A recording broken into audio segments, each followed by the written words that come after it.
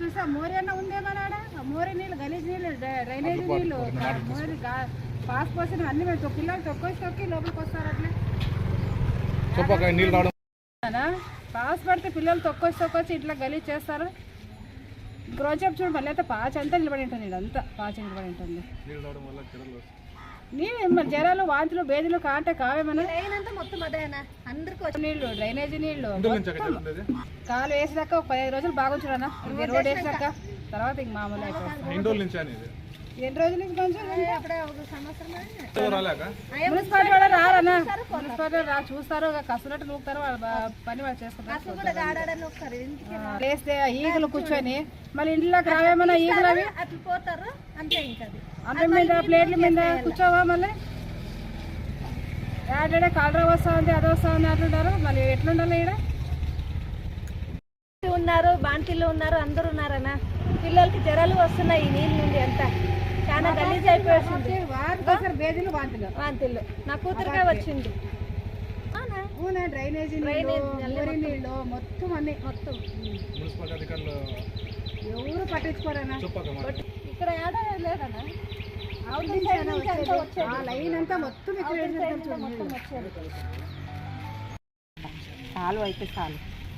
ఎక్కడ నీళ్ళు రాత్రికి నిద్ర లేదు, ఈగలకి ఉండలేము. పిల్ల తల్లి ఎట్లుండాలి? అవి రోగాలు వస్తే ఎవరు చూస్తారు? మేము గవర్నమెంట్ వచ్చి చూస్తుందా? మామే కదా అందరు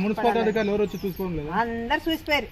అందరు చూసేది పూట తీసేది పోయారు అంతే. పట్టించుకుంటారు, చేస్తామంటారు. యాడ ఒక ఆయన ఒక గుడిసెలాయమ కొంచెం పెట్టుకునే అటుకే ఇంక పంచి ఇంకా అయితే ఇంకెవరు రాదు. ఎవరు వచ్చినాక ఎవరు ఇక్కడ ఈ సమస్య రావడానికి కారణము గత పాలకుల వ్యవహార తీరే దీనికి నిదర్శనము. గత పాలకులు ఏం చేశారంటే ఇక్కడ వచ్చి అంతా తనిఖీ చేసి అధికారులు పాలకులు ఇద్దరు కలిసి వచ్చి ఏమో అభివృద్ధి చేస్తామనే విధంగా ఇక్కడున్న పేద ప్రజలు కట్టుకున్న ఇళ్ళని పూరి గుడిసెల్ని అన్నీ తొలగించారు. ఎంక్లోజ్మెంట్ పేరుతో తొలగించడం జరిగింది. తొలగించిన వెంటనే వాళ్ళు అభివృద్ధికి చేసుకోకుండా, కాలువలు వేయకుండా, రోడ్లు వేయకుండా ఎక్కడైతే తొలగించినారో అలాగే శిథిలా వ్యవస్థలో 4 సంవత్సరాలు అవుతూ ఉంది. నేటికి 4 సంవత్సరాలు అవుతూ ఉంది. అక్కడ తొలగించిన స్థానంలో కొత్త కాలువ లేదు, కొత్త రోడ్డు లేదు, ఏమీ లేదు. ఊరినే షో. అంటే గత పాలకులు గెలిచిన వెంటనే మేమేమో అభివృద్ధి చేస్తాము, మనమేమో అలా చేస్తాము ఇలా చేస్తామనే కల్లిబొల్లి మాటలతో చెప్పి ఈరోజు పేద ప్రజల్ని ఇబ్బందులకు గురి చేస్తున్నారన్నమాట. మరీ ముఖ్యంగా ఇక్కడ ముసలివాళ్ళు,